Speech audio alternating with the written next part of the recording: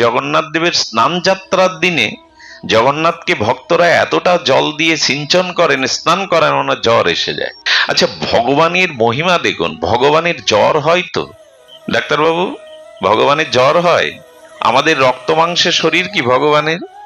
ভগবান কি রক্ত মাংস তত্ত্ব, সচ্চিদানন্দ পূর্ণ তত্ত্ব, তার জ্বর হবে কেন? কিন্তু মজা দেখুন, জগন্নাথ দেবের স্নান যাত্রার দিনে জগন্নাথকে ভক্তরা এতটা জল দিয়ে সিঞ্চন করেন, স্নান করেন, ওনার জ্বর এসে যায়। তার মানে ভগবান দেখাচ্ছেন, আমাকে কাঠ পাথর ভেবো না, আমি মাধুর্যের মূরতি, আমি তোমাদেরই একজন, আমাকে আপন ভাবো, আমি সচ্চিদানন্দ পূর্ণ ব্রহ্ম, সরাট বিভু অনন্ত অজর অমর শাশ্বত সনাতন হলেও আমার সাথে তোমার যে মাধুর্য সম্পর্ক, আমি তোমারই।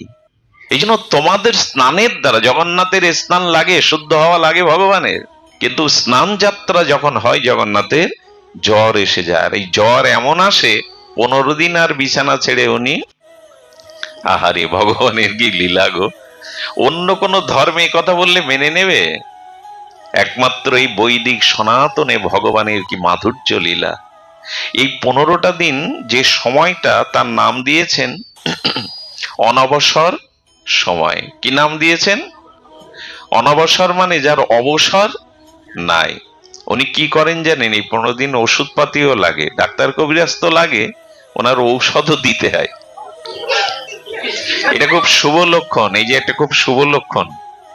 কষ্ট পাবেন না, কোনো প্রাণী যদি ভাগবতের মধ্যে এসে উপস্থিত হয়, এটা এই অনুষ্ঠান সফলতার পরিচায়ক। কোন প্রাণী যদি উপস্থিত হয় এর মধ্যে, হ্যাঁ, দেখুন, আপনারা যেভাবে সভাসদগণ আসতে, আপনারা যেভাবে সভাসদগণ এভাবে চাতক সম উৎকণ্ঠিত ব্যাকুল চিত্তে হরিকথা রসমৃত পান করছেন, ও জানিয়ে গেল তোমাদের ছোঁয়া পেয়ে যদি আগামী জন্মে আমিও মানুষ হয়ে এমন সাধু সঙ্গে হরিকথা শুনতে পাই। ও আপনাদের ছোঁয়া নিয়ে গেল। মানুষের ভাবনার মধ্যে কত পার্থক্য দেখুন। মানুষের ভাবনার মধ্যে পার্থক্য হলো এই, ও আপনাদের আশীর্বাদ নিতে এলো, ছোঁয়া নিতে হলো। যে কথা আস্বাদন করছিলাম, অনবসর সময় হলো এই জন্য। আচ্ছা দেখুন, ভেক, ভেক মানে ব্যাং, ব্যাং যখন জলের মধ্যে থাকে ওদের সর্দি লাগে তো। তো ভগবান অনন্ত নাগের শয্যায়, ভগবানও তো সমুদ্রে শুয়ে আছেন, ভগবান বিষ্ণু, ওনার আবার জ্বর জারি হবে কেন? বলেন, আমি সে ভগবান রূপে তোমাদের মধ্যে আসিনি, আমি মাধুর্য মূর্তিতে এসেছি। এই জন্য এই সময়টা লক্ষ্মী দেবীর সেবা নেন উনি, এবং সেবা নিয়ে কি চিন্তা করেন জানেন? ওই অনবসর সময়ে বৃন্দাবনের চিন্তা করেন। এটা খুব মাধুর্য কথা, কারণ উনি তো ব্রজে ছিলেন, ব্রজে গোপীদের কথা, রাধারানীর কথা উনি বসে বসে বড় ভাবেন, আর ভাবেন আর মনে করেন কবে ব্রজে যাব, কবে প্রেমময়ী করুণাময়ী লাধিনী রাধারানীকে দর্শন করব, গোপীদের দর্শন করব। আসলে সুন্দরাচল, লীলাচল থেকে এই যে গন্ডিচা মন্দিরটা, এখানে সুন্দরাচল বলা হয়। এই সুন্দরাচল হলো বৃন্দাবন, আল লীলাচল, লীলাচল। অর্থাৎ আগামীকাল রথে উঠে ভগবান গুন্ডিচা মন্দির রূপে বৃন্দাবনের কুঞ্জ মাধুর্য কাননে আসবেন। এগুলো খুব ভেতরের কথা। উনি বসে বসে এটাই ভাবেন, তার প্রিয় গোপীদের কথা, ব্রজবাসীদের কথা তিনি ভুলতে পারেন না। এজন্য এই অবসরে থেকে তিনি ভাবেন। সুধীজন, যেখানে রেখে এসেছিলাম, এই বিশ্বাবসুর পূজা নিতেন সবর জাতিদের অধিপতি, বিষ্মাবসু সেবা করতেন ব্রহ্মাদি, আর সেখানে এসে উপাসনা করতেন শিবাদি, গণেশাদি, ইন্দ্রাদি দেবগণ। উনি এই পূজা কাউকে, দ্বিতীয় কাউকে কখনো নীলমাধবের কথা বলেননি। এদিকে রাজা ইন্দ্রদুম্ন এবং তার স্ত্রী গুন্ডিচা দেবী, এনারা কঠোর ভগবানের তপস্যা করতেন, ত্যাগ বৈরাগ্য তিতিক্ষা অনুরাগ দিয়ে ভজন করতেন, যে সাক্ষাৎ বিষ্ণু সাকার মূর্তিতে ওনারা পৃথিবীতে অর্চন করবেন। আসলে ব্যাকুলতা চাই। একটা কথা বলি, মহাপ্রভু রায় সম্ভবে গোদাবরী তীরে এই কথা জানিয়েছিলেন, সাধন বিনা সাধ্য বস্তু কেহ নাহি পায়। একটা কথা বলি, সাধনা ছাড়া ভগবানকে প্রেম ভক্তিকে পাওয়া, এখানে শর্টকাট কোনো পথ নেই, এখানে গোপন কোনো লুকোচুরির পথ নেই। আপনাকে ভগবানের প্রেম ভক্তি লাভ করে মাধুর্য লাভ করতে গেলে ভজন করতে হবে। ভজন বিনা সাধ্যবস্তু, সাধন বিনা সাধ্যবস্তু। কেন এই রাত দ্বীপ্রহরে মাটিতে ধুলাতে কাদাতে এত দূরের পথ অতিক্রান্ত হয়ে বসেছেন, সাধনা চাই। সাধনা ছাড়া সাধ্যবস্তু ঘরে বসে শর্টকাট পথ দিয়ে পাওয়া যাবে না। চালাকি দ্বারা এই পথে কোনো স্থানে লক্ষ্যে পৌঁছানো যাবে না। এই জন্য সাধন চাই। রাজা হয়ে ইন্দ্রদম্ন, গণ্ডিচা দেবী আর ভগবানকে পাওয়ার জন্য, সেবা করবার জন্য যেখানে রাজা হয়ে, কথা বলো না মা, রাজা হয়ে রানী হয়ে তারা ভজন করছে। ভজনে যখন তীব্র ব্যাকুলতা, দেবশ্রীপাদ নারদ এলেন। কিছু সংকেত আছে এই কথার মধ্যে, একটু ধ্যান দিয়ে অন্তর্মনা হয়ে শুনুন। আপনার ভিতরে ভগবানকে সেবা করবার, ভজন করবার যখন তীব্র ব্যাকুলতা জাগবে, তখন ভগবানই কৃপা করে আপনার কাছে কোনো মহাত্মাকে পাঠাবেন। ইন্দ্রদম্ন রাজার কাছে এলেন দেবশ্রীপাদ নারদ। নারদ এসে বললেন, গণ্ডিচা দেবী, ইন্দ্রদম্ন রাজা, তোমরা যে পরম ব্যাকুল হয়েছে, উৎকণ্ঠিত হয়েছ, কিন্তু এমনি কি তাকে পাওয়া যায়? তিনি নিজে ধরা না দিলে তাকে কেউ ধরতে পারে? তবে ভজন করো, তোমাদের ব্যাকুলতায় তোমরা অবশ্যই ভগবানের কৃপা লাভ করবে। তবে জেনে রাখো, নীল মাধব রূপে এই বিশ্ব ব্রহ্মাণ্ডে ভগবান কৃষ্ণ তিনি প্রকট হয়েছেন। তবে কোথায় আছেন আমি জানি না। তুমি চারিদিকে তোমার লোকজন পাঠাও, সন্ধান করো। সন্ধান না করলে, অনুসন্ধান না করলে, ভজন না করলে ভগবানকে পাওয়া যাবে না। আপনারা জানেন, উত্তর, পশ্চিম, পূর্ব, দক্ষিণে পাঠালেন তিনি। এই বাচ্চাদের তুলে দাও, এখান থেকে কথা বলো না। পাঠালেন, আর পূর্ব দিকে পাঠালেন বিদ্যাপতিকে। ধ্যান দিন, কাকে পাঠালেন? বিদ্যাপতিকে। বিদ্যাপতি ছিলেন রাজা ইন্দ্রদম্নের নিজজন, পরিবারের জন। সেই একটু ধ্যান দিয়ে শুনতে হবে। আমরা পূর্ব ইতিহাসটা, মূল ইতিহাসটা, জগন্নাথ দেবের একটু তার যে বিখ্যাত পুরাণ ইতিহাস, এটা আমরা প্রসিদ্ধ যে ইতিহাস, এটা একটু জানা দরকার। বঙ্কিমচন্দ্র বলেছিলেন, যে জাতির ইতিহাস জানা নেই সে জাতি কখনো মাথা উঁচু করে দাঁড়াতে পারে না। হিন্দুদের সব থেকে বড় দুর্বলতা, আমরা ইতিহাসকে এড়িয়ে যেতে চাই। এই জন্য বঙ্কিমচন্দ্র বলেছিলেন, ইতিহাস যে জাতির নেই, অতীত ইতিহাস, সে মাথা উঁচু করে কি করে দাঁড়াবে? এই জন্য ইতিহাস, প্রসিদ্ধ ইতিহাস একটু জানতে হবে। শুষ্ক হলেও, রুক্ষ হলেও জানতে হবে। ইন্দ্রদম্ন রাজা এবং গণ্ডিচা দেবী বিদ্যাবতীকে অনুনয় করলেন, যাও, তাকে না পেলে প্রাণে বাঁচব না। বিদ্যাবতী পূর্ব দিকে গেলেন। জঙ্গলে জঙ্গলে পাহাড়ে ঘুরতে ঘুরতে হঠাৎ একটু কণ্ঠস্বর শুনতে পেলেন। সেই কিন্নরী, একটি কিন্নরী কণ্ঠস্বরে সুর ভেসে আসছে। সেই সুর সঙ্গীত সুধায় আপন মনে যেন হারিয়ে গেলেন বিদ্যাপতি। গিয়ে দেখলেন এক অপূর্ব সুন্দরী যুবতী সুরসঙ্গীতের দ্বারা সেই বনময় পাহাড়ি পরিবেশে মূর্ছনা সৃষ্টি করেছেন। তাকে গিয়ে বলছে, কে তুমি সুন্দরী? বলেন, আপনার পরিচয়? বলেন, আমার পরিচয় আমি পরে দেব, আগে তুমি বলো। বললেন, আমি সবার অধিপতি বিষ্মাবসুর কন্যা। তখন বললেন, আমি বড় পিপাসার্ত, তুমি আমাকে একটু তৃষ্ণার বাড়ি দিতে পারো, পানীয় জল দিতে পারো? জল পেলেন, পিপাসা দূর করলেন, ক্লান্ত হয়ে বললেন, আমি কি একটু আশ্রয় নিতে পারি? আশ্রয় দিলেন। এবং ওই প্রথম দেখার মধ্যে দিয়েই তার মনে সংশয় জাগলো, আমি যেখানে এসেছি এখানে যদি কোনো সন্ধান পাই। উনি হঠাৎ করে বললেন, আপনার কে আছেন? পিতার পরিচয় দিলেন, পরিচয় করে দিলেন। এবং সেখানে তিনি কয়েক মাস রয়ে গেলেন শুধু অনুসন্ধানের জন্য। একদিন বললেন, তুমি তো তোমার মন আমাকে অর্পণ করেছো, আমিও তোমাকে প্রাণ থেকে ভালোবেসেছি। তুমি বলতে পারো তোমার বাবা সকালবেলা উঠে কোথায় যায় ফুল উপচার নিয়ে? সংশয়টা রয়ে গেছে ওনার। বিদ্যাপতিকে বললেন, একথা আপনাকে বলা যাবে না, একথা পৃথিবীর কাউকে বলবার নিষেধ আছে। বললেন আমাকে ভালোবাসো, প্রাণ আমাকে দিয়েছো, আমি তোমাকে মনে প্রাণে গ্রহণও করেছি। বলে আমাকে যদি বিবাহ করতে পারেন সে সূত্রে আমি হয়তো উত্তরাধিকার সূত্রে বলতে পারি। বললেন ভগবানকে পাওয়ার জন্য একটা জীবন কেন, অনন্ত জীবনও আমি বিসর্জন দিতে পারি। কোথায় ব্রাহ্মণ বিদ্যাপতি, তিনি রাজ পরিবারের যুবরাজ হয়েও বলছেন আমি আমার অনন্ত জীবন ত্যাগ করতে পারি, বিসর্জন দিতে পারি ভগবানের জন্য। বিবাহ করলেন, করে উনি বললেন তুমি যেহেতু আজ থেকে আমারই পতি দেবতা, তাই পতির কাছে গোপন কিছু রাখতে নেই। আমার বাবা প্রতিদিন সকালে এই পুষ্প উপচার নিয়ে নীল মাধবের আরাধনায় যায়। এতদিন পরে উনি ওনার সন্ধানের বস্তু জানলেন, ওনার কম্পিত হতে লাগলো সমস্ত অঙ্গ, আনন্দে হৃদয় বিকশিত হতে লাগলো প্রভাতের কুসুমের মতো, সূর্য কিরণের মতো মুখে দেখা দিল আনন্দ আভা, তবে এতদিন পেয়েছি। কিন্তু বললেন আমি তোমাকে এইটুকু বলেছি, এরপরে কিছু জানতে চেও না, কোথায় আছে কেমন এটা জানতে পিতা আমাকেও কখনো নিয়ে যাননি। আপন মনে তিনি ভগবানের সেবা করেন, কাউকে জানান না।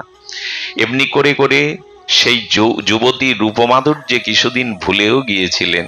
যখন ভুলে গেলেন না, কারণ মোহ থাকে তো, সুন্দরীর মোহে বা যৌবনাবতী সুন্দরী রমণীর মোহে ওনার উদ্দেশ্যই উনি কয়েক মাস ভুলে গেলেন। জগন্নাথ কি করলেন জানেন? নীল মাধব বালকের রূপ ধরে এসে একদিন জঙ্গলে একা পেয়ে বলছেন বিদ্যাপতি তুমি যেন কোনো উদ্দেশ্যে এসেছিলে, সেটা কি স্মরণ আছে তোমার? ভগবানই স্মরণ করিয়ে দেয়, আমাদেরও মাঝে মাঝে জীবনে সংকেত দেয়। তুমি মনুষ্য জন্ম নিয়ে এসেছো ভগবানকে পাওয়ার জন্য, সংসারে মেতে থাকার জন্য নয়, কৃষ্ণ ভজিবার জন্য সংসারে তোমার আশা। এই সংসারটা দ্বিতীয়, স্ত্রী পুত্র বন্ধু সজ্জন অর্থবিত্ত সম্মান এটা দ্বিতীয়, প্রথমেই তোমার ভগবান প্রাপ্তিই উদ্দেশ্য। ভুলে যায় আমরা। মনে করিয়ে দেন ভগবান কোন সাধুগুরুর দ্বারা। তো যখন মনে করিয়ে দিলেন তখন চমকিত হলেন। উনি বললেন দেখো আমি থাকবো না তোমার এখানে, স্ত্রী রূপে তোমাকে গ্রহণ করেছি কিন্তু থাকবো না যদি তুমি তোমার পিতাকে বলে নীল মাধবকে আমায় না দেখাও। পিতাকে বললেন, উনি আপনার জামাতা, উত্তরকালে উনি অধিকার পাবেন নীল মাধবের। আপনার তো কোনো পুত্র নেই পিতা, আপনি যদি তাকে নীল মাধব দর্শন না করান আমি আপনার মেয়ে আত্মবিসর্জন দেব, আত্মহত্যা করব। একমাত্র কন্যার কথায় উনি বিষণ্ণ হয়ে পাহাড়ের পাদদেশে বসে কাঁদছেন, কি করব নীল মাধব, আমি যে তোমাকে ছাড়া বাঁচব না। কেউ যদি তোমাকে দেখে সে তোমাকে নিয়ে যাবেই, থাকবে না এখানে, আমি কাউকে ভাগ দেব না তোমায়। তুমি কৃপা করে এই নিচ কুলে জন্মানোর পরেও তুমি সৌভাগ্যে আমার কাছে এসেছো, আমি কাউকে জানাবো না। নীল মাধব বালক রূপে প্রকট হয়ে বললেন, এত কাঁদছো কেন ভীষ্মা বসু, তোমার মাথায় কি বুদ্ধি নেই? তুমি জামাইকে মেয়েকে বাঁচাতে পারো, বলো ওকে দেখাবে, কিন্তু উপায় একটা, চোখে কাপড় বেঁধে নিয়ে যাবে, পথ চেনাবে না, ওইখানে গিয়ে নীল মাধবকে দেখিয়ে আবার চোখে কাপড় বেঁধে ফিরিয়ে আনবে, যাতে বুঝতে না পারে নীল মাধব কোথায়। বলি তুমি এতটুকু বালক, তোমার মাথায় এই বুদ্ধি কি করে এলো? বুদ্ধি যে কেন এলো, উনিই তো নীল মাধব। বললেন তুমি আমাকে বাঁচালে, একমাত্র মেয়ে, ছোটবেলায় মানুষ করেছি মাতৃহীনা, মেয়েটা যদি আত্মহত্যা করে খুব ভালো বলেছে। বললো দেখো আমি রাজি আছি, তোমাদের চোখে কালো কাপড় বেঁধে নিয়ে যাওয়া হবে।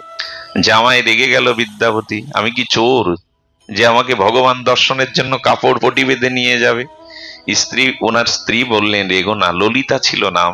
বললেন রেগো না তুমি, আমি একটা উপায় করছি, তুমি কিছু সর্ষের দানা তোমার কাপড়ে বেঁধে নাও, চোখ বেঁধে যখন যাবে তুমি পেছনে ওই শস্যের দানা ফেলতে ফেলতে যাবে, এটা বর্ষাকাল, ওই শস্য যখন অঙ্কুরোদ্গম হবে তখনই তোমাকে পথ দেখিয়ে নীল মাধব কোথায় জানিয়ে দেবে। তো উনি বললেন হ্যাঁ যুক্তিটা ঠিকই আছে। ওই সরিষার দানা নিলেন, আর নীল মাধব চোখে পটি বেঁধে আর চলছেন সেই শবরের কন্যা, ভীষ্মা বসুর কন্যা এবং জামাতা বিদ্যাপতি। ওই যে শস্য ছড়াতে ছড়াতে যখন গেলেন, চোখের বাঁধন খুলে দিলেন, দেখলেন নীলাভ জ্যোতির্ময় অনিন্দ সুন্দর মনোহর চতুর্ভুজ ভগবান বিষ্ণু মূর্তি সামনে দাঁড়িয়ে। সে সে দৃশ্য, সে সৌন্দর্য দেখে বিমোহিত হয়ে মূর্ছিত হয়ে পড়ে গেলেন বিদ্যাপতি। মনে মনে ইচ্ছা জাগলো, এতদিন পরে তোমাকে পেয়েছি, এতদিন পর সেই অনুসন্ধানে তোমার কাছে এসেছি। সঙ্গে সঙ্গে আবার চকি পটি বেঁধে নিয়ে আসা হলো। অপেক্ষা থাকলো অঙ্কুর উদ্গমের। কিছুদিন পর বসনার স্নাত জলে যখন অঙ্কুর উদ্গম হলো সরিষা, ওই দেখেই বিদ্যাপতি গেলেন এবং তার স্ত্রীকে নিয়ে রাতে পলায়ন করে রাজা ইন্দ্রদুম্ন গুন্ডিচাকে সন্ধান দিলেন। উৎকল প্রদেশে ভীষ্মাবসু নামে এক সবর জাতির মধ্যে নীলমাধব পূজিত হচ্ছেন। সঙ্গে সঙ্গে রাজা সেনা সামন্ত নিয়ে সকালে প্রস্তুত নিলেন। আর সারা রাত তার অভিমান এলো, অহংকার এলো। কি জানেন, আমি ক্ষত্রিয় রাজা, এই পৃথিবী ভূমণ্ডলে ক্ষত্রিয় রাজা ইন্দ্রদুম্নের রাজা দ্বারাই ভগবান প্রতিষ্ঠিত হবেন, পূজা পাবেন। এটা অভিমান নয় কি, যে আমি ক্ষত্রিয় রাজা, এই পৃথিবীর প্রথম আমার দ্বারাই ভগবান প্রকট হবেন। এই অভিমানে যখন সৈন্য নিয়ে যাওয়া হলো, আর বিশ্বাবসু সকালে গিয়ে দেখে নীলমাধব আর উনিও পাচ্ছেন না, পাগলের মতো খুঁজছেন। আর এরাও গিয়ে, বিদ্যাপতিও গিয়ে দেখে সেখানে আর নীলমাধব। ভগবান কি সংকেত দিলেন? তুমি হাজার তপস্যা করো, ভজন করো, যদি অভিমান আসে তোমার, তবে আমি দূরে সরে যাব, তোমার কাছে থাকবো না। একটা জিনিস বলি, ভজন যতটুকু করেন অভিমান যেন না আসে। অভিমান আসলে ভগবান অন্তর অন্তর হয়ে যান, দূরে সরে যান, অন্তরালে চলে যান। যখন তাকে পেল না, তখনই আবার নারদ এসে বললেন, রাজা, অভিমানে তাকে পাওয়া যায় না, অহংকারে তাকে পাওয়া যায় না। তুমি অশ্বমেধ যজ্ঞ করে তোমার অভিমান অহংকার স্খলন করো, প্রায়শ্চিত্ত করো, তবে তুমি পাবে। এরপরে তিনি উদ্ধার করেছিলেন। আপনাদের জানা আছে, এই নীলমাধবকে তিনি এমনি করে উদ্ধার করে রাজা ইন্দ্রদুম্নই আজকের যে জগন্নাথপুরীর মন্দির এখানে প্রতিষ্ঠিত করেছিলেন, জগন্নাথ, বলভদ্র, সুভদ্রা দেবীকে। আচ্ছা, আপনারা সকলেই জ্ঞাত আছেন, তবু বলি, ভগবানের রূপটা এমন কেন? জগন্নাথের রূপটা এরকম কেন? কই মুরলীধারী শ্যামসুন্দর মদন মোহনের মতো নয়, ধনুর্ধারী রামচন্দ্রের মতো নয়। যদিও বাসুদেব ঘোষ কহে করি জড় হাত, যেই কৃষ্ণ সেই গৌর সেই, তাই যদি হবে, কই গৌরের মতো অনিন্দ সুন্দর গোবিন্দের মতো তোমার রূপ কই? হ্যাঁ, জগন্নাথের হাত অসম্পন্ন, পা অসম্পন্ন, কেমন গোল গোল তার নেত্র, কি অদ্ভুত কিমাকার দেখতে। এই রূপের বড় বড় মাধুর্যময় লীলা আছে। লীলা আপনাদের জানা, তবু একবার পুনর্বার স্মরণ করি।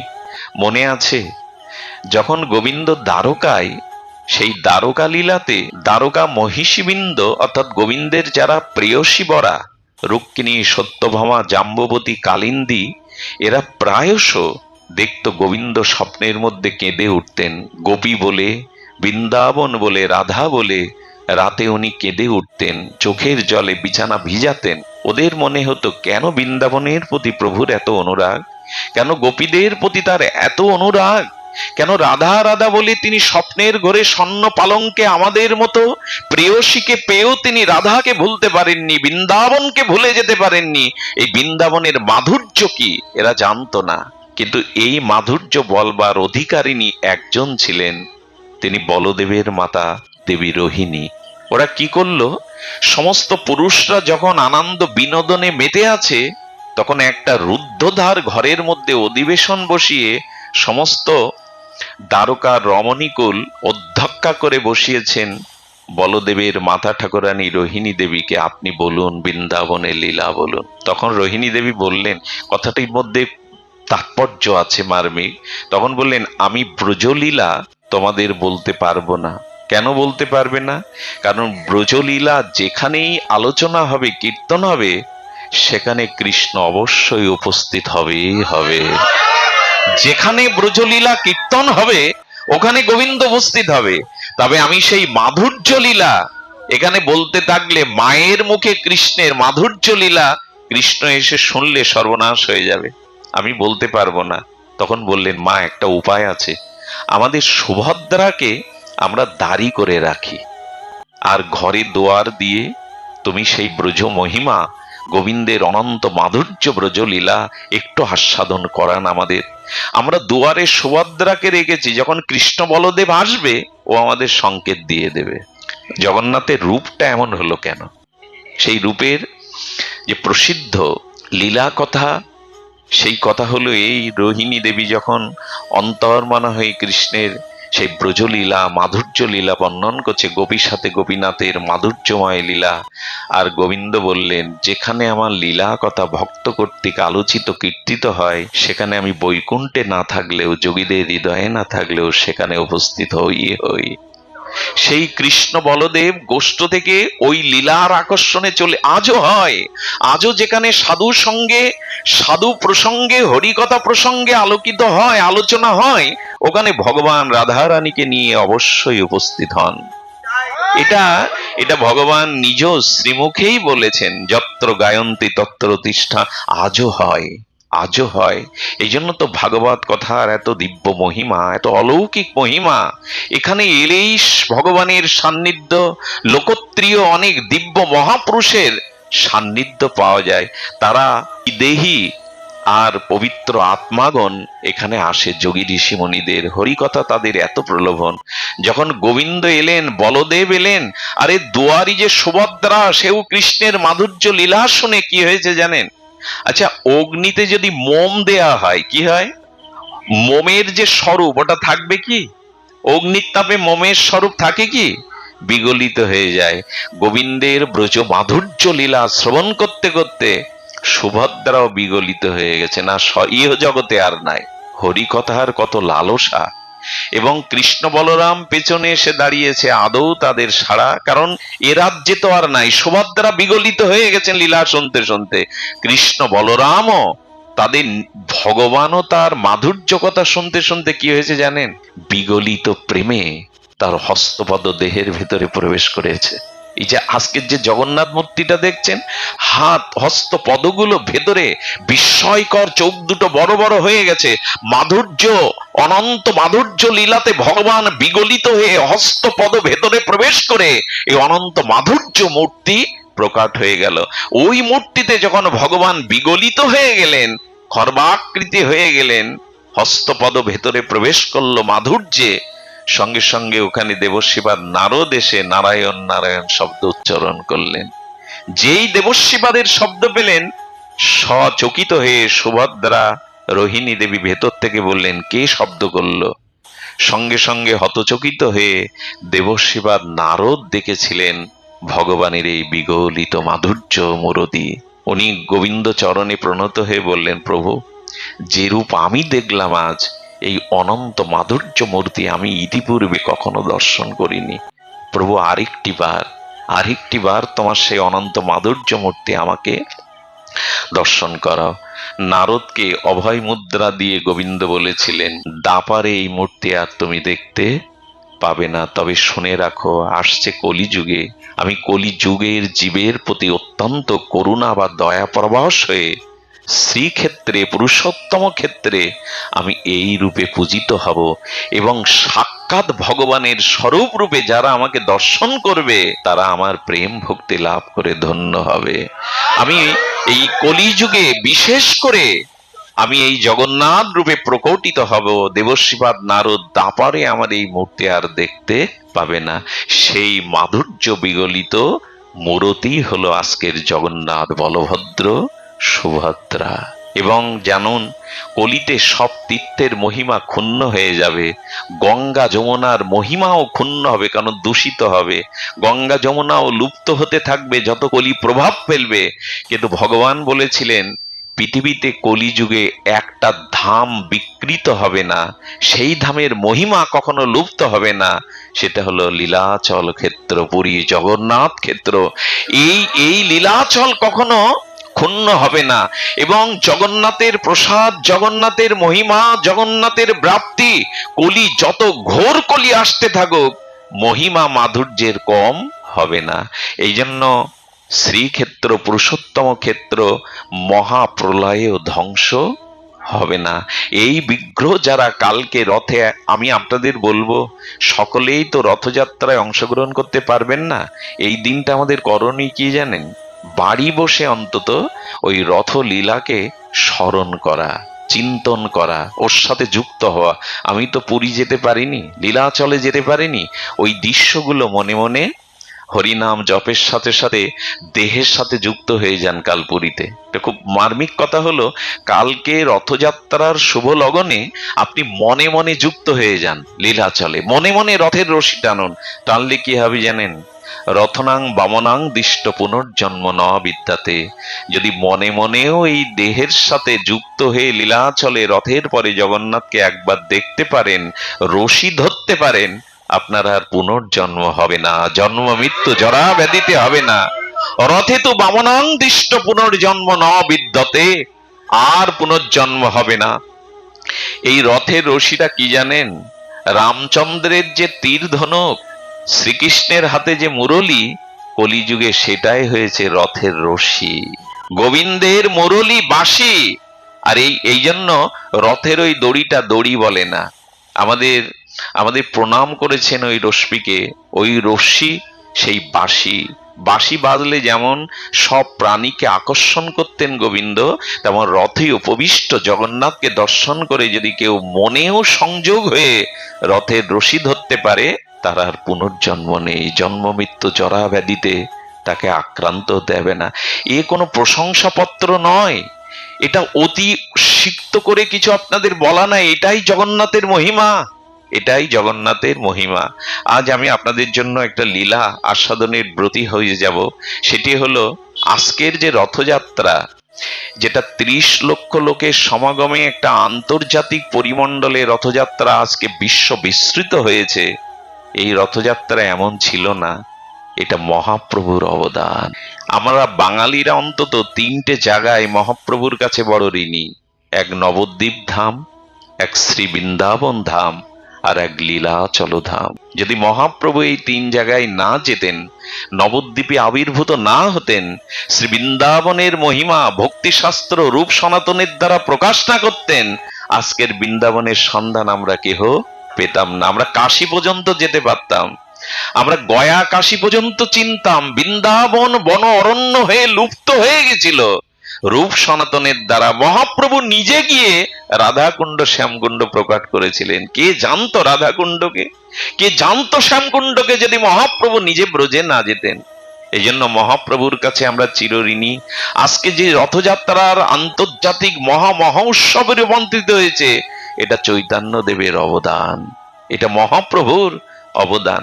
তো সেই মহাপ্রভুর একটি লীলা অতি রাত করে পৌঁছেছি অপরাধীর ন্যায়, আপনাদের হৃদয়ে বড় অপরাধী হয়ে পৌঁছেছি। এই জন্য সংক্ষিপ্ত ভাবে একটু আমরা গৌর লীলা, জগন্নাথের একটু 2-1টি লীলা স্পর্শ করে আমরা আপনাদের অত্যাচার থেকে, কষ্ট থেকে নিষ্কৃতি দেব। মহাপ্রভুর লীলা না বললে লীলাচল ক্ষেত্রে জগন্নাথ তত্ত্ব কিছুটা অপূর্ণ থেকে যায়। জগন্নাথের এই মহিমা আপনাদের কি বলবো। মহাপ্রভু কখনো জগন্নাথকে দেখেননি। সকালে উনি সিংহ দুয়ারে এসে দাঁড়াতেন গরুর স্তম্ভের মধ্যে, জানেন উনি কি দেখতেন জানেন? উনি নিজে রাধা ভাবে উনি জগন্নাথকেই তার মাথুর বিরহে শ্যামসুন্দর রূপে দেখতেন। রাধারানী গোবিন্দকে হারিয়েছে, গোবিন্দ ব্রজ থেকে মথুরায় গমন করেছেন, গিয়েছেন দ্বারকায়। এই রাধারানীর যে মাথুর বিরহ, যা বর্ণনা করবার ভাষা নাই। যেদিন থেকে গোবিন্দ আর বৃন্দাবন থেকে মথুরায় গমন করলেন, সেই দিন থেকে কি ঘটলো জানেন? সেই দিন থেকে বৃন্দাবনের মধুর বাতাস যেন থেমে গেল। সেদিন সূর্য উঠেছিল, সূর্যের কিরণ পেয়েও সরোবরে পদ্মগুলো পাপড়ি মেলেনি শোকে। একথা কি ভাষা দিয়ে বলা যায়? পদ্মগুলো সূর্যের কিরণ পেয়েও সেদিন পাপড়ি মেলেনি। ভ্রমরগুলো ফুলের বক্ষে এসে তারা রাগ রাগিনী ভুলে গিয়েছিল, গাইতে ভুলে গিয়েছিল। বৃন্দাবনের সুখসারী আর গেয়ে ওঠেনি, সুখসারীর তন্দ আর তাদের গাওয়া হয়নি। আর সেদিন থেকে গাভীগুলো মুখে আর তৃণ নেয়নি, মথুরার দিকে তাকিয়ে হাম্বা হাম্বা রবে। ওদের চোখ দিয়ে শুধু অশ্রু ঝরেছিল। বৃক্ষগুলি যে সেই নিচু হয়েছিল, আর মাথা উঁচু করেনি, এ বলবার বর্ণনার ভাষা নেই। আর গোপীরা ঘরে ফিরেও যায়নি। জঙ্গলের মধ্যে ব্রজের ধুলাই পড়ে তারা চোখের জলে শ্যামসুন্দরকে বারবার স্মরণ করছিল। তুমি আশা দিয়ে গেছো পশু আসবে, আগামীকাল আসবে, ওই পথের দিকে তাকিয়েই তারা চোখের জলে বিরহে ভুগছিল। এই যে রাধা বিরহ, এই যে গোপী বিরহ, এই বিরহ ভাবে ভাবাবিত হয়ে মহাপ্রভু রাধা ভাবে দেখতেন শ্যামসুন্দরকে। দেখতে দেখতে কি হতো জানেন? আমরাও তো দেখি জগন্নাথকে, গরুর স্তম্ভে মহাপ্রভু হাতটা রেখে জগন্নাথ দেখতেন। আপনারা যদি কেউ যান পুরীতে দেখবেন মহাপ্রভুর সেই পাথরের গায়ে নিজের হস্তটা রেখে জগন্নাথ দেখতে দেখতে এত প্রেমে বিগলিত হয়ে যেতেন যে ওনার হাতের পরশে পাথর গলে গিয়ে হাতের ছাপটা ওখানে এখনো লেগে আছে। পাথর গলে গেল। মহাপ্রভু যেখানে দাঁড়াতেন সে জায়গায় চরণ চিহ্ন দিয়ে চোখের জলে ওখানে একটা নালা তৈরি হয়ে গেছিল, একটা চোখের জলের খাল তৈরি হয়। একে কাউকে বোঝাবার কথা, কারো বিশ্বাসে আসার কথা, কারো চোখের জলে নালা তৈরি হয়, খাল তৈরি হয়। মহাপ্রভু জগন্নাথকে দর্শন করতে করতে বিরহ কাতরা মাধুর বিরহে চোখের জলে খাল তৈরি হয়ে যেত, ওইখানে গর্ত হয়ে গেছিল একটা জলাশয়ের মতো। এটি ভাষা দিয়ে বোঝানো যাবে না, এটা এটা শব্দ দিয়ে, অনুভূতির রাজ্যের কথা কখনো শব্দ দিয়ে বলা ব্যক্ত করা যায় না। এমনি করে কাঁদতেন গোবিন্দ দাস। মহাপ্রভুর পেছনে এসে সেবক, অঙ্গ সেবক গোবিন্দ বলতেন, প্রভু বেলা দ্বিপ্রহর হলো, তুমি মুখে কিছু দাওনি, এসো প্রভু এসো। উনি হাত ইশারা করে বললেন, গোবিন্দ আর একবার দেখতে দাও, আরেকটু দেখতে দাও জগন্নাথকে। জগন্নাথকে দেখে যে আমার নয়ন মনে তৃষ্ণা, শ্যামসুন্দরকে দেখে আমার নয়ন মনে তৃষ্ণা মেটে না। কোটি জন্ম ধরেও যদি দেখি তবে এ তৃষ্ণা মিটবে না। এই জন্য রাধারানী গোপীরা গোবিন্দকে দর্শন করে কি বলেছিল জানেন? কোটি আঁখি দিল না বিধি, দিল মাত্র দুই, তার মধ্যে নিমেষ দিল কি দেখিব মুই। তোমার এই অরিন্দম সুন্দর রূপ দেখতে দুটো চোখ দিল কেন বিধাতা? বিধাতা তুমি রসিক নও, তুমি রসসৃজন জানো না। এমন রূপ দেখতে কেউ দুটো আঁখি দেয়, যদি কোটি আঁখি দিতে তবে এই রূপ দর্শন করে হয়তো পিপাসা মিটত। আচ্ছা, আমরাও তো মন্দিরে যাই, আমরাও তো শ্রীধাম বৃন্দাবনে যাই, নবদ্বীপে মহাপ্রভুকে দেখি, ধামেশ্বরকে দেখি, জগন্নাথকে দেখি, কই আমাদেরও তো এরম ভাবনা আসে না? কেন কোটি আঁখি দিলে না? কেন দুটো আঁখি দিলে? আর যদি আঁখি দুটো দিলে তবে তার মধ্যে পলক কেন দিলে? পলক পড়লেই তো মনে হয় তোমাকে একযোগ হারিয়ে ফেললাম। একথা কেউ বলেছে কোনোদিন যে চোখের পলকটা ওদের সহ্য? বলে তার মধ্যে নিমেষ দিল কি দেখিব মুই। চোখের পলক বুদ্ধিপূর্বক ফেলা লাগে না, আপনি থেকেই চোখের পলক পড়ে। বললেন যদি দুটো আঁখি দিলে তার মধ্যে পলক কেন দিলে? চোখের পলক পড়লেই যে মনে হয় তোমাকে একযোগ হারিয়ে ফেললাম। এই অনুভূতির প্রেমের উৎকণ্ঠা, বিরহ, ব্যাকুলতার চোখে মহাপ্রভু জগন্নাথকে দেখছেন। আর দেখে কি বলছেন জানেন? কারো ভিতরে যখন শুদ্ধ ভক্তি আসে না, একটু লক্ষ্য করুন, ভক্তির 8টা লক্ষণ আছে, বিকার আছে। দুধটা যেমন দই হয়ে যায় বিকার হয়ে অম্লযোগে, তেমন ভক্তি কারো ভেতরে আসলে তার অষ্টসাত্ত্বিক বিকার দেখা যায়। তার মধ্যে একটা বিকার হলো তার কণ্ঠ ভেঙে যায়, তার কণ্ঠটা ভেঙে যায় এবং সে তার শব্দ স্তম্ভিত হয়ে যায়, শব্দ উচ্চারণ হয় না। উনি জগন্নাথকে কি বলছেন জানেন মহাপ্রভু সেই ভক্তির বিকারে? যজ যজ গগ গগ, জগন্নাথ হচ্ছে না, হে জগন্নাথ। এ বলতে গিয়ে কণ্ঠ ভেঙে গিয়ে বলছে যজ যজ গগ গগ, জগন্নাথ হচ্ছে না মহাপ্রভুর কণ্ঠে। কতটা ভক্তির আবেশে তিনি দেখছেন জানেন? মহাপ্রভু মাঝে মাঝে আলালনাথে চলে যেতেন। যারা লীলা চলে যাবেন তারা আলালনাথে যাবেন। আলালনাথে গিয়ে পাথরের উপরে মহাপ্রভু শুয়ে পড়ে তার বিরহ বেদনায় আর্তি জানাচ্ছেন। আপনাদের কি বলবো, মহাপ্রভু যে পাথরের উপরে বুক দিয়েছিলেন না, সেই পাথরটা গর্ত হয়ে আজও সাক্ষ্য দিচ্ছে প্রেমে। কারো বুকের পরশে পাথর গলে যায়, মহাপ্রভুর অঙ্গ চিহ্ন গুলো পাথর গলে গিয়ে আলালনাথে এখনো সাক্ষী দিচ্ছে। একবার অন্তত যাবেন, এই স্থানটা দর্শন করে ওখানে একটু হস্ত বুলিয়ে বলবেন, প্রভু তোমার অঙ্গে পাথর গলে গেল, কিন্তু তোমার নাম রূপ লীলাতে আমার হৃদয় গলল না, আমার হৃদয় দ্রবীভূত হলো না। পাথর গলে গেল তোমার পরশে, আমার হৃদয় গলল না। পাথর হলেও গলতো, মনে হয় লোহা হয়ে গেছে। জন্ম জন্মান্তরের সাধু সঙ্গ না করে, প্রেম ভক্তি ভজন না করে পাথর তো গলে গেল প্রভু তোমার নামে, তোমার মহিমায়। আমার মনে হয় আমার হৃদয় লোহা, পাথর হলে গলে যেত, পাষাণ হলে গলে যেত। আলালনাথে এখনো সাক্ষী দিচ্ছে, কয়েক জায়গায় মহাপ্রভু এই চিহ্নগুলো আছে। ঝাড়িখণ্ড জঙ্গলে মহাপ্রভুর পাটা রেখেছিলেন, ওই পাটা গলে গিয়ে 16 ইঞ্চি পরিমাণ মহাপ্রভুর দীর্ঘ চরণ চিহ্ন আজও ঝাড়িখণ্ডের বনপথে আছে। পাথর গলে গেল যে চরণে, সে চরণে রতি হলো না। বৈষ্ণব দাসে কেড়ে বলে রতিমতি, সেই চরণে রতি হলো না যে চরণের পদস্পর্শে পাথর গলে গেল। এজন্য না ভক্তি চাই, ভগবানকে পাওয়ার জন্য ব্যাকুলতা চাই, টাকার জন্য, রোগ শোকের জন্য, সংসারে স্ত্রী পুত্রের জন্য কত ঘটি ঘটি চোখের জল ফেলি, ওই কৃষ্ণ বলে গৌর বলে তো চোখে জল আসে না। আসে না এই জন্য যে তার প্রতি আপনত্ব ভাব নেই, প্রিয় প্রিয় ভাব নাই। এই জন্য জগন্নাথের দেউলে মহাপ্রভু ওইখানে তিনি প্রায় 12টা বছর নিভৃতে এই চোখের জলে তিনি ভাসিয়েছেন নিজেকে। মহাপ্রভুর এই লীলাচলে, তার যে লীলাচল প্রতি জগন্নাথ ক্ষেত্রে মহাপ্রভুর যে লীলা বড় মাধুর্যময় লীলা। তত রাত গভীর হয়, মহাপ্রভুর বিরহ তত গভীর হয়ে যায়।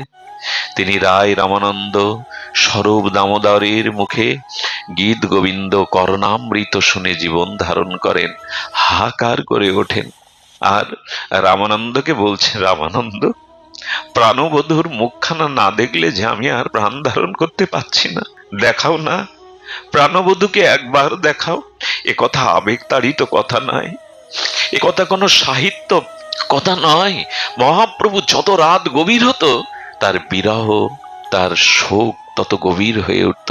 কি বলতো জানেন, আমি বড় দরিদ্র, আমার কৃষ্ণ প্রেম নাই, আমার দেহ ইন্দ্র সব বৃথা হলো, আমার কিছু নাই স্বরূপ, নাহি মোর কৃষ্ণ প্রেমধন, দরিদ্র মোর জীবন, দেহান্দ্রিয় বৃথা হইল সব। আমরা বলতে পারবো তো, আমার দেহ বৃথা হয়ে গেল, আমার ইন্দ্রগুলো ভজনে লাগলো না, আমার চোখ তার রূপ দেখলো না, আমার কর্ণ তার লীলা শ্রবণ করলো না, আমার অঙ্গ তাকে একদিনও স্পর্শ করলো না, আমার হস্ত তাকে সেবা করলো না, আমার পদ তার সেবায় সাধু সঙ্গে গেল না, আমার দেহেন্দ্র বৃথা হলো। আমি যে দরিদ্র, আমার যে প্রেম নেই। আমি বলবো কি, বহু ধনে ধনী হলেও যদি কৃষ্ণ প্রেম ধন না থাকে, তবে তিনি দরিদ্র। তিনি দরিদ্র, কারণ এই জগতের কোন সম্পদ মৃত্যুর পরে তার সাথে দেওয়া যাবে না গো, কোনো কিছুই তার সাথে দেওয়া যাবে না।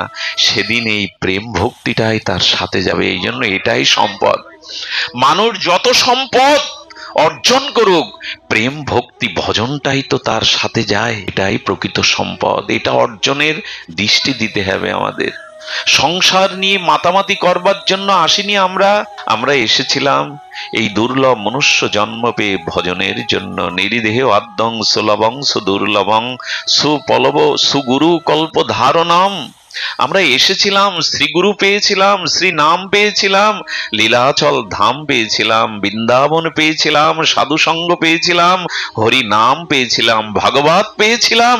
এর পরেও যদি নিজের প্রেম ভক্তির চেষ্টা না করি, ভব সংসার তারণের চেষ্টা না করি, আমাদের মতো হতভাগ্য আর কে হবে বলুন তো? এত কিছু পেয়েও যদি চেষ্টা না করি, যদি নিজের কল্যাণের চেষ্টা না করি, তবে তো আমরা হতভাগ্য। তাই মহাপ্রভু কাঁদছেন। রামানন্দ দেখলেন প্রভুর যে বিরহ, যে উৎকণ্ঠা, আজকে যদি তাকে শ্যামসুন্দরের মূর্তিটা একটু না দেখায়, তাকে আর প্রাণে বাঁচানো যাবে না। মাঝে মাঝে রাধারানীর প্রাণ রক্ষার জন্য বিশাখা গোবিন্দের একটা বিগ্রহ এঁকেছিলেন। কে এঁকেছিলেন? বিশাখা। ওইটা রাধারানীকে মাঝে মাঝে দেখাতেন, দেখালে প্রাণ ফিরে পেতেন। কারণ আমরা ছবি দেখি, আর ওরা ছবি দেখে না, ওরা সাক্ষাৎ বিগ্রহকেই, ভগবানকেই দেখে। প্রতিমা নও তুমি, সাক্ষাৎ ব্রজেন্দ্র নন্দন। এই জন্য ঠাকুর দেখতে গিয়ে ধাতু মনে করবেন না, কাঠ বুদ্ধি করবেন না, ধাতু বুদ্ধি করবেন না, সাক্ষাৎ সচ্চিদানন্দ বিগ্রহ মনে করবেন। এই হলো ভগবানকে দেখা, এই হলো ভগবানকে দর্শন করা, বিগ্রহ রূপে সাক্ষাৎ সচ্চিদানন্দকে দর্শন করা।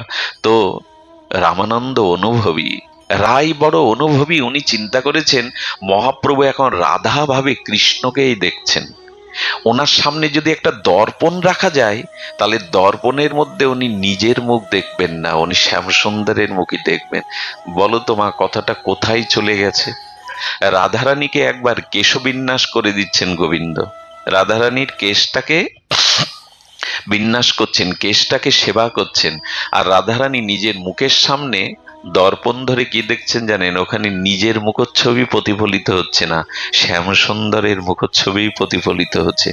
আমার মুখের সামনে আমিও দর্পণ ধরলাম আর দেখছি কাকে? তার মানে রাধারানী রাধারানীতে নাই, সবকিছু শ্যামসুন্দরময় হয়ে গেছে।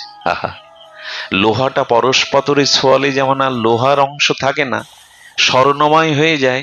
গোবিন্দ কথা ভাবতে ভাবতে তন্ময় হতে হতে উনি নিজের মধ্যেই গোবিন্দকে দেখছেন। এগুলি মহাভাবের স্তর। তো সামনে যেই দর্পণ রেখেছেন, সঙ্গে সঙ্গে মহাপ্রভু বললেন, সন্ন্যাসীর সামনে দর্পণ আনলে? হ্যাঁ, তোমরা আমাকে এই সন্ন্যাস ধর্ম থেকে বিচ্যুতের জন্য মনে করেছিলেন, ওর মধ্যে হয়তো শ্যামকে দেখবেন, কিন্তু কিন্তু বললেন সরিয়ে দাও, তাকে এনে দাও, তাকে এনে দাও। উনি ওর মধ্যে নিজের মনোভাবের প্রতিচ্ছবি দেখছেন বটে, কিন্তু মহাপ্রভু কখনো দর্পণে মুখ দেখেননি। কতটা বৈরাগ্য হলে এটা হয়? দর্পণ ব্যবহার কোনো জানেন? আমরা যার উপাসনা করতে বসেছি, আমরা যার কথা শুনতে বসেছি, তার সম্বল কি ছিল জানো বাবা? সম্বল ছিল কলার পাতার মাঝখানে যে সারস একটা ডাঁটা থাকে, ওই ডাঁটাটা রৌদ্রে শুকিয়ে চিকিয়ে চিকিয়ে একটা কাঁথা তৈরি করা হয়েছিল। সচিমা কষ্ট পাবে এই ভেবে মহাপ্রভু ওই কাঁথার উপরে দেহটা রাখতেন, বালিশ 12 বছর মাথায় দেননি। এই হলো আমাদের ভগবান, 12টা বছর উনি মাথায় বালিশ দেননি। আর যে গম্ভীরার মধ্যে থাকতেন, সেখানে মহাপ্রভুর পাটা বিস্তার করে শুতে পারতেন না, কোন রকমে জড়সড় হয়ে থাকতে হতো। এখন যে গাম্ভীরা দেখেন, এই গাম্ভীরা ওইটা নয়, ওর পেছনে মূল গাম্ভীরাটা। ওখানে একজন মানুষ সরল হয়ে শুতে পারবে না, অতটুকু জায়গায় 12 বছর ছিলেন মহাপ্রভু। আর সম্পদ কি ছিল জানো? ওই কলিঙ্গিতে একটা মাটির প্রদীপ জ্বালিয়ে দিত গোবিন্দ দাস, ওই ছিল তার সম্পদ। আর ছিল ওই কলার পাতার মাঝখানের শক্ত অংশটা চিকিয়ে চিকিয়ে কাঁথা সেলাই করা, সেই কাঁথার অংশটা এখনো কিছুটা আছে, ওটা কাচের মধ্যে রাখা, নালে মানুষ ওটা নিয়ে যেত। তাই পুরীর মহারাজ ওইটা রেখে দিয়েছেন যাতে মহাপ্রভুর একটা স্মৃতি থাকে। আর কি ছিল জানেন? একটা মাটির কুমণ্ডল। আমাদের উপাস্য গৌরের সম্পদ ছিল এই কুলুঙ্গিতে মাটির প্রদীপ, একটা কলার ডাটার কাঁথা বালিশবিহীন, আর কি জানেন? আর কুমণ্ডল। কুমণ্ডল মানে ওইটা বিষ্ণুপ্রিয়া মাটি দিয়ে গড়িয়ে মহাপ্রভুর জন্য পাঠিয়েছিল, ওটা প্রভু গ্রহণ করেছিলেন। রান্নাঘর ছিল না মহাপ্রভু, কি হতো জানেন? জগন্নাথের প্রসাদ আর কাশী মিশ্র ভক্তদের গৃহ থেকে যে প্রসাদ আসতো, তাই সামান্য একটু পেতেন। এই হলো আমাদের ভগবান, এই হলো তার ত্যাগ বৈরাগ্য। কেন জানেন? নিজ বৈরাগ্য বিদ্যা নিজে আচরণ করে শিখিয়ে গেছেন। বৈরাগ্য না হলে, ত্যাগ না হলে ভগবানকে পাওয়া যায় না। ভোগ বিলাসের মধ্যে পড়ে থাকলে ভগবানকে পাওয়া যায় না। এই জন্য আপনি আচারিত ধর্মের দ্বারা জীবকে শিখিয়েছেন ত্যাগ বৈরাগ্যের পরাকাষ্ঠা মহাপ্রভু। তার এই লীলা চলে যে ত্যাগ বৈরাগ্য, এটি বড় বিস্ময়কর। মহাপ্রভুর এমন জীবন, 12টা বছর তিনি এমনি করে রাধা বিরহে লীলাচলে কাটিয়েছেন। আর এই মহাপ্রভু তিনি এই রথযাত্রার পূর্বে যে লীলাটি করেছিলেন, সেই লীলাটি আমাদের বড় শিক্ষণীয়। আমি সেই লীলাটি সামান্য একটু আস্বাদনে ব্রতী হব। এটি হলো গুন্ডিচা মার্জন লীলা। এই সম্পর্কে আপনাদের অনেকের হয়তো একটু জানা। গুন্ডিচা মার্জন লীলা আমাদের বড় শিক্ষণীয়।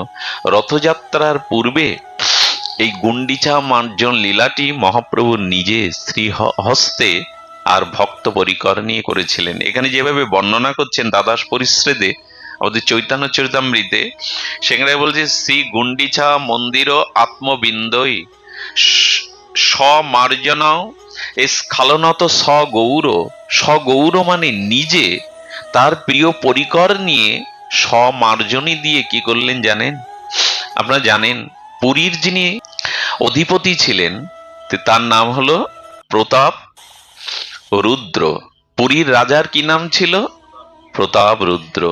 মহাপ্রভুর এমন বৈরাগ্য ছিল, উনি রাজদর্শন করতেন না। এই লীলাটি একটু মন দিয়ে আস্বাদন করুন। রাজদর্শন করতেন না মহাপ্রভু।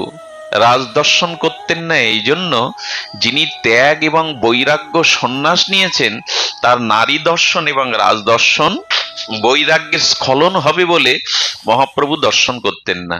কিন্তু রাজার প্রাণ ব্যাকুল। রাজা সার্বভৌম পণ্ডিত সহ মহাপ্রভুর পরিকরদের কত অনুনয় করেছেন, একবার দেখিয়ে দাও। তোমরা যদি একবার গৌরকে না দেখাও, আমি রাজা হয়েও বলছি এ জন্মে যদি মহাপ্রভুকে দর্শন না করতে পারি, আমি আত্মহত্যা করব, তার দায় থাকবে তোমার ভগবান তোমরাই। এই সিদ্ধান্ত সার্বভৌম নিত্যানন্দকে জানালো। নিত্যানন্দ মহাপ্রভুকে জানালে বললেন, তোমরা যদি আমাকে জোরাজুরি করো, আমি আর এখানে থাকবো না, আমি আলালনাথে চলে যাব। রাজদর্শন আমি করব না, কিছু মনে করবেন না। এটা কিন্তু আমাদের বিষয় নাই। মহাপ্রভু যারা, দেখুন, যতদিন কামনা বাসনা মনে আছে ততদিন সংসারে থাকুন। এখানে শাস্ত্রের বিধিমতে কামনা বাসনা পূরণ করুন, কিন্তু একবার যদি ত্যাগ বৈরাগ্য নিয়ে ব্রহ্মচারী সন্ন্যাসী হন, ওখানে যদি মনের মধ্যে কামনা থাকে তবে কিন্তু চলে পুড়ে শেষ হয়ে যেতে হবে। সংসারে থাকুন, কামনা বাসনা আছে বিধিমাফিক সংসারে থাকুন, ভোগ বিলাস যতটুকু শাস্ত্র অনুমোদন করেছে করুন, কিন্তু ব্রহ্মচারী হয়ে সন্ন্যাসী হয়েও যদি আপনার ভিতরে বৈরাগ্য না থাকে, আপনি শেষ হয়ে ওখান থেকে ফিরে আসার কোনো পথ পাবেন না। খুব সতর্ক হবেন। কথায় কথায় ত্যাগ বৈরাগ্য ব্রহ্মচর্য সন্ন্যাস নিতে যাবেন না। এই জন্য কলিতে সন্ন্যাস নিষিদ্ধ করেছেন মহাপ্রভু। কলিতে সন্ন্যাস মানে কি? তাহলে এই যে মহারাজরা ওরা নিয়েছেন কেন? কলিতে সন্ন্যাস কথাটা হলো, যার ভিতরে কলি অর্থাৎ ভোগ বাসনা এখনো আছে, তিনি যেন সন্ন্যাস না নেন, বৈরাগ্য বেশ না নেন। কারণ সংসারী বেশে আমি ঠকাতে পারি, আমার স্খলন আসতে পারে, কিন্তু ত্যাগ বৈরাগ্য মূর্তি নিয়ে যদি মানুষ ঠকান না, সে প্রায়শ্চিত্তের সুযোগ পাবেন না, ফিরে আসতে পারবেন না। এই জন্য যতদিন মনে ভোগ বাসনা আছে, শাস্ত্রের বিধিমাবুক সংসারে স্ত্রী পুত্র নিয়ে বিষয় ভোগ করুন, কিন্তু ত্যাগ বৈরাগ্যের পরে আবার যদি ভোগের দিকে মন চলে যায়, ওখান থেকে ফিরে আসা সম্ভব নয়। এই জন্য মহাপ্রভু সতর্ক করেছেন, আমি যদি আজ কঠোরতা না আনি, তিনি ছোট হরিদাসকে পর্যন্ত ত্যাগ করলেন। আরে মহাপ্রভু চাউল ভিক্ষা করতেন। কে করতেন? ছোট হরিদাস। কি করতেন? বললেন, যারা 3 বেলা ব্রহ্ম গায়ত্রী করে ব্রাহ্মণ পরিবার থেকে মহাপ্রভুর জন্য 2 মুঠো চাল ভিক্ষা করতেন, ওইটা ফুটাতেন আর মহাপ্রভু ভোগ লাগিয়ে পেতেন। একদিন সেবা পেতে পেতে মহাপ্রভু বলছেন, গোবিন্দ, এই হরিদাস, ছোট হরিদাস গোবিন্দ দাসকে বলছেন, এই সরু চাল কে আনলো? গোবিন্দ দাস তখন বলছেন, হরিদাস এনেছে। হরিদাস মানে ছোট হরিদাস, নামাচার্য হরিদাস নন। তো হরিদাস এনেছে। হরিদাসকে ডেকে বলছেন, এই সরু চাল কোথায় পেলে? এটা তো ভিক্ষার চাল নয়। মাথা নত করে বললেন, প্রভু, এক বিধবা, তাও সে বয়োজ্যেষ্ঠা বৃদ্ধা, আমি তার আহ্বানে 2টো চাল এনেছিলাম। মহাপ্রভু তখন বললেন, বৈরাগ্য হয়ে করো প্রকৃতি সম্ভাষণ, আমি তোমার মুখ যেন আর না দেখি। আচ্ছা, এক বিধবা, তাও বৃদ্ধা, তার কাছ থেকে 2টো চাউল এনেছেন ভোগে। মহাপ্রভু বললেন, তোমার মুখ যেন আমি আর না দেখি।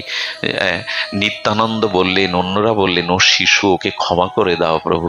বললেন, তোমরা যদি আমাকে বলো তাহলে আমি এ স্থানে থাকবো না। আচ্ছা, আপনাদের মনে প্রশ্ন যাচ্ছে না, প্রভু তোমার মধ্যে ক্ষমা নেই? তোমার জন্য এক বিধবা, তাও বয়োজ্যেষ্ঠা, তার কাছ থেকে চাউল এনেছে, তুমি ক্ষমা করনি? বললেন, আজকে যদি আমি এটা শিথিল করি, কোন রমণীর কাছ থেকে গল্প করে যদি প্রসাদী চাল আনে, আজ যদি আমি এটা শিথিল করি, আগামী দিনে যারা গৌড়ীয় বৈষ্ণব সন্ন্যাস নেবে, ব্রহ্মচর্য নেবে, তারাও এইভাবে নষ্টের পথে চলে যাবে। যে প্রভু ক্ষমা করেছেন, প্রভু শিথিল করেছেন, আমাদেরও পতন হবে। তাই হরিদাসকে, ছোট হরিদাসকে মনে মনে ভালোবাসতেন। উনি মহাপ্রভুকে সঙ্গীত শোনাতেন, ভজন শোনাতেন। যখন কোন ক্রমে মহাপ্রভু ক্ষমা করলেন না, বললেন, ওর কথা যে বলবে আমি এই স্থান ছেড়ে চলে যাব। ত্রিবেণী সঙ্গমে আত্মহত্যা করে হরিদাস দেহ রাখলো। যে দেহ গৌর সেবায় লাগবে না সে দেহ আমি রাখবো না। আচ্ছা মহাপ্রভু, তোমার জন্য একজন আত্মহত্যা করলো, বললো আত্মহত্যা নয় রে, ও ওই মরতে মরতেই ভেবেছে এ দেহে যদি গৌর ভজন না হয় আমি সূক্ষ্ম দেহে আমার গৌর সেবা করব। এ দেহে তো হলো না। এই জন্য গভীর রাত্রে শুষ্ক দেহে এসে এই হরিদাস মহাপ্রভুকে ভজন শুনিয়ে যেত। উনি ওনার ভজন শুনতেন। বাইরে এই বার্তাটা কি দিয়ে গেলেন? কঠোর হওয়ার জন্য। যারা সন্ন্যাস নিয়েছো, যারা ত্যাগ ব্রত নিয়েছো, পোশাক নিয়েছো, তারা এটাকে ছেলে খেলা ভাববে না। এই জন্য আপনাদের নিবেদন করি, যখন তখন যে কোনো ভাবে ভেগ নেবেন না।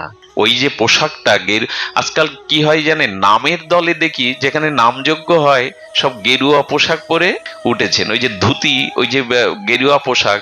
12 বছর ধরে ব্রহ্মচর্য পালন করে বিরজা হোম করে নিজের শ্রাদ্ধ নিজে করে তবে ওই পোশাকটা গায়ে দিতে হয়, গেরুয়াটা। আমরা যখন তখন ওটা গায়ে চড়িয়ে বসি, এটার নিয়ম নাই। এভাবে ওই পোশাকের নিয়ম নাই। ওই পোশাকের মহিমা অনেক গভীরের। আমরা আজকাল সব সহজ করে ফেলেছি। আজকাল সব কথায় কথায় ছেলেরা, অল্প বয়সী ছেলেরা 2-4 দিন হরিনাম করে ভেগ নিয়ে নিল, 2 দিন পরে দেখলেন আবার সবকিছুই ওলট পালট। এই ভুল করবেন না, এই ভুল করা উচিত নয়। তো যেখানে আমরা এসেছিলাম, যে পর্যন্ত এসেছিলাম আমরা, মহাপ্রভু এই জন্য হরিদাসকেও ত্যাগ করলেন। এবং মহাপ্রভু এই কঠোর বার্তা জগৎকে দিয়ে গেলেন, বৈরাগ্য না হলে কৃষ্ণ ভক্তি পাবে না, প্রেম ভক্তি পাবে না। এই বৈরাগ্যের আজ বড় অভাব। শুধু ভক্তমণ্ডলী, মহাপ্রভু সেই ভক্তবৃন্দকে নিয়ে বললেন, রাজ দর্শন হতে বঞ্চিত রাখলেন।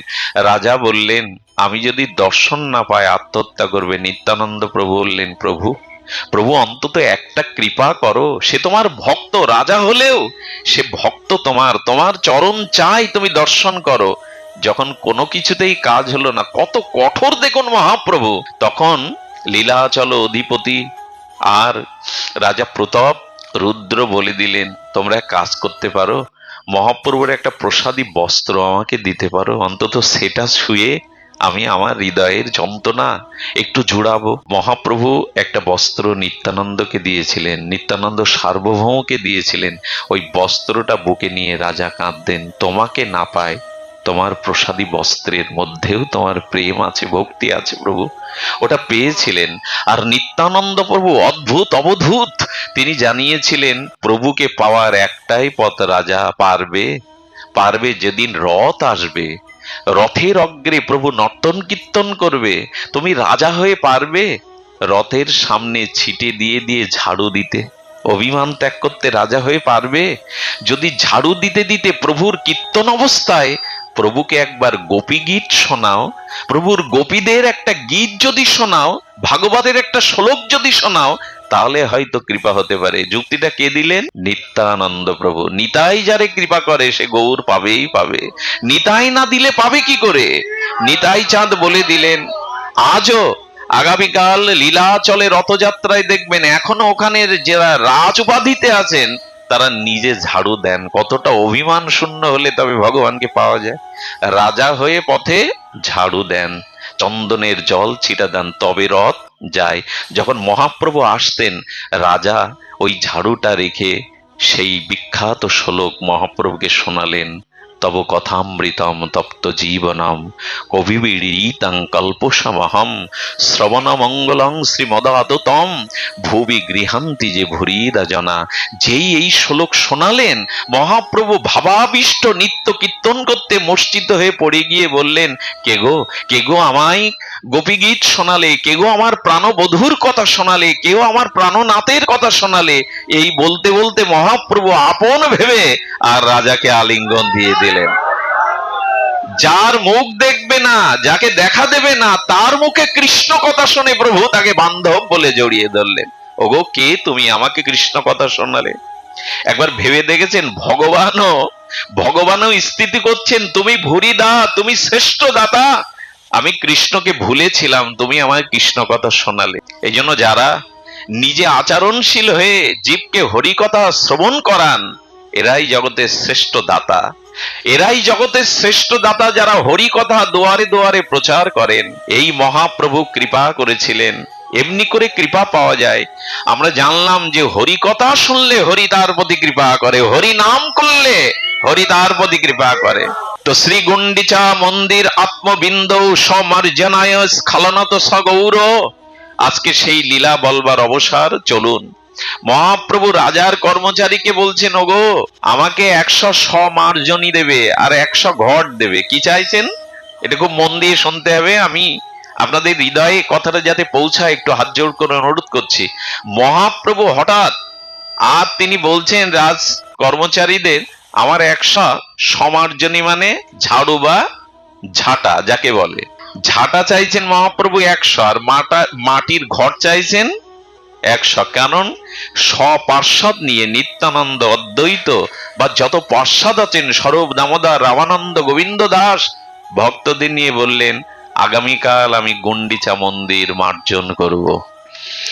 স্বয়ং ভগবান মন্দির মাজতে যাবেন কেন? এর কিছু সংকেত আছে। সংকেত হলো ভজন হয় মার্জন। ওগো, এই গুন্ডিচা মন্দির মার্জন করলেন, ধৌত করলেন, কাকর ঝিল বালুগুলো পরিষ্কার করছেন কেন মহাপ্রভু? কি সংকেত দিচ্ছেন? দিচ্ছেন যদি জগন্নাথকে, গোবিন্দকে শ্রী হৃদয় মন্দিরে বসাতে চাও, তবে তোমার হৃদয়ের মধ্যে, মনের মধ্যে যে অনন্ত জন্মের কামনা বাসনা আছে, ওটাকে আগে পরিষ্কার করো, ওটাকে আগে পরিষ্কার করো, না হলে ওখানে ভগবান বসবে না। কত সংকেত দিচ্ছে। মহাপ্রভু কেন মন্দির মাজতে যাবেন? রাজা যার চরণের দাস, রাজা যার চরণ সেবার জন্য ব্যাকুল, রাজার সেনা কম ছিল কি মন্দির মার্জনার জন্য? এই জন্য মহারাজ অম্বরীশ সকাল হলেই মন্দিরগুলো নিজে হাতে মুছতেন, পরিষ্কার করতেন। রানীরা গিয়ে বলছেন, আপনি কেন করছেন? আপনি রাজা, ভূভারতের অধিপতি, ও দায়িত্বটা আমাদের। রানীরা বলতেন, আমরা মন্দির মার্জন করছি দিন। মহারাজ অম্বরীশ বললেন, আমার সব ভাগ তোমরা পাবে, আমার সোনা দানা রাজ্য সম্পদ, কিন্তু গোবিন্দ সেবার ভাগটা আমি তোমাদের দেব না, এটা শুধু আমার। কিছু মনে করবেন না, মাঝে মাঝে ঠাকুর ঘরে আপনারাও যাবেন বাবারা। আমাদের এই বঙ্গদেশের কিছু কিছু এলাকা আছে, সেখানের পুরুষরা এরকম ভাবে যে ঠাকুর ঘরে মায়েদের ঢোকার জায়গা, ওখানে পুরুষদের ঢোকার জায়গা, মায়েদের বিশেষ মাসের মধ্যে বিশেষ কটা দিন অনেক জায়গায় সেবা বন্ধ থাকে। উচিত হলো আমরা প্রত্যেকেই প্রকৃতি, কেউ পুরুষ নয়, এই জন্য আমাদেরও ভজন করা উচিত। গোবিন্দের ভোগ লাগানো, সেবা, জল তুলসী, এটা প্রতিটি পুরুষ নামে আমরা যারা নামধারী, আমরা পুরুষ নই। পুরুষ একমাত্র অনাদিরাদি সচ্চিদানন্দ গোবিন্দ। আমরা প্রকৃতি, আমাদেরও উচিত ভগবানের। আচ্ছা, এই জন্য রাধা মাধবকে বামে রেখে প্রণাম করতে হয়, লক্ষ্য করেছেন? শিব ও শক্তিকে ডানি রেখে প্রণাম করতে হয়, গুরুবর্গকে সম্মুখে রেখে প্রণাম করতে হয়। রাধা মাধবকে বামে রেখে কেন? আমি প্রকৃতি, এই জন্য বামে। তোমার সেবিকা রূপে এসেছে আমি, সেবা করবার জন্য। মহাপ্রভু সেটা দেখাচ্ছেন। কি দেখাচ্ছেন? সকাল হলেন, কি করলেন জানেন? মহাপ্রভু সকাল হলে চন্দন লেপন করে দিলেন, ভক্তদের সমস্ত চন্দন মালা দিলেন। আর চন্দন মালা দিয়ে কি করলেন? শ্রীহস্তে সবার অঙ্গে লেপিল চন্দন। আর দিন প্রভাতে প্রভু লইয়া নিজগণ, নিজগণ পরিকরদের নিয়ে নিজে হাতে চন্দন দিলেন। আর কি করছেন? শ্রীহস্তে সবারই দিল এক এক মার্জনী, সবার হাতে এক একটা সমার্জনী দিচ্ছেন। মহাপ্রভু নিজে দিচ্ছেন, সেই ঝাড়ু এক একজনের হাতে নিজে দিচ্ছেন। সবগণ লইয়া প্রভু চলিলা আপনি। ভগবান নিজে আচরণ করছেন কি করে সেবা করতে হয়। স্বয়ং সচ্চিদানন্দ বিগ্রহ, রাধা মাধব মিলিত তনু পরতত্ত্ব গৌর হরি আজ চন্দন মালা দিয়ে সপরিকরগণ গিয়ে নিজে চলেছেন গুন্ডিচা মন্দিরে। আর গিয়ে কি করছেন? গুন্ডিচা মন্দিরে গেলা করিতে মার্জন, প্রথমে মার্জন রইয়া করিল শোধন। ঝাড়ু দিয়ে প্রথম কি করছেন? ঝিলগুলো, কাকরগুলো শোধন করছেন ঝাড়ু দিয়ে। আর এই দিতে দিতে কি করলেন? মন্দিরের ভিতর উপর সব সমার্জিল, সিংহাসন মাজিচারি ভিত সে সদিল। যে ভিতটা আছে সিংহাসন, সেটা মহাপ্রভু নিজের সমস্ত মার্জন করছেন। 2 বার করে ঝাড়ু দিয়ে প্রভু বললেন কি, এই ঝিল কাকরগুলো কি বাবা? আমাদের এই দেহ মন্দিরে ঝিল কাকরগুলো কি? ঝিল কাকড়গুলো চারটে জিনিস, একটু লিখে নিতে বলছি। যদি ঘুম আসে, অলসতা ত্যাগ করে এটা মনে লিখে নিন। এই চারটে ঝাড়ু দিয়ে বিদায় করতে হবে, না হলে এই হৃদয় মন্দিরে ভগবান বসবে না। এই চারটে ঝাড়ু বলে না, ঝাঁটু পিটা করে বিদায় করে দাও। এই চারটে কি জানেন? এই চারটে হলো বলেছেন প্রাণী হত্যা করে তাদের আহার করা। কোন প্রাণী হত্যা করে জিহ্বার লালসায় তাদের আহার করা। দ্বিতীয় হলো তাস, পাশা, জুয়া, এগুলি খেলা। আমি জানি না এই অভিশাপ আপনাদের দিকে এসছে কিনা, কত মানুষের সংসার যে উজাড় হয়ে গেল, কত মায়ের বুক যে খালি হয়ে যাচ্ছে অনলাইনে জুয়ার কারণে। একটা হাত জোড় করবো এই আসনে বসে, আমার আমার সনাতন ধর্মের কোনো যুবক বা কোনো বাবা যদি থেকে থাকেন, আমি হাত জোড় করছি, এই জাতীয় জোয়াতে যাবেন না। মহাপ্রভু এইগুলো ঝাড়ু দিতে বলেছেন, ঝাড় দিয়ে বের করতে বলেছেন চারটে জিনিস।